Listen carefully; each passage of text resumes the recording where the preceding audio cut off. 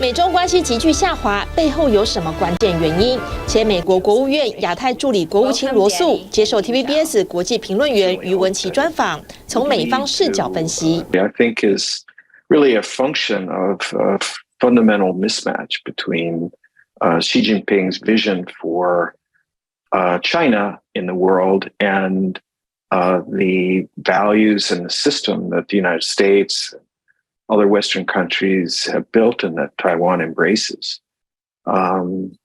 So the U.S.-China strategic rivalry is clearly a negative factor in cross-strait relations, and it casts the U.S. actions towards Taiwan as part of an attack against Beijing's core interests in the eyes of the mainland. 中国文化大学社科院院长赵建明曾任马政府时期的陆委会副主委，也提出他的见解。What has been the case is that U.S. role. U.S. used to be a balancer between the two sides in this policy of strategic ambiguity. U.S. tried to maintain stability by suppressing any dangerous ideas coming from both sides. But right now, as Daniel suggested, there's a fierce competition between U.S. and China. Seems to me U.S. doesn't mind other countries or peoples in this part of the world challenge in China.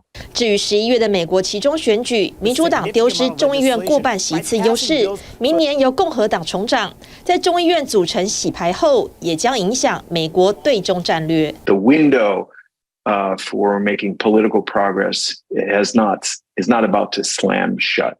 And I think, moreover, that we shouldn't think of engagement with China as some kind of concession. It's not surrender.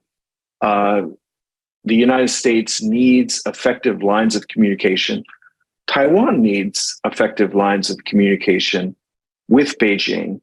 And it's been extraordinarily difficult for the last several years for either of us to convince Beijing to sit down and really talk.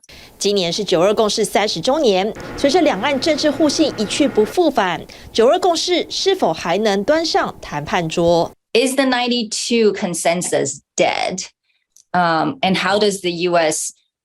See the 92 consensus? I have recognized that neither the DPP nor the KMT is talking about the 92 consensus right now, or willing to embrace it.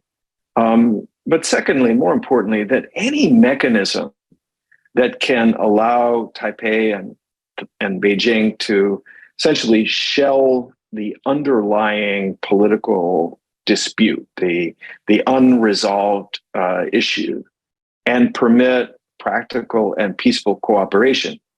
Any formula that can get the two sides there is welcome to the United States. I hope 92 consensus is still there because Beijing hasn't abandoned it. That's a good news because if they also abandon the 92 consensus, we will be much bigger trouble today.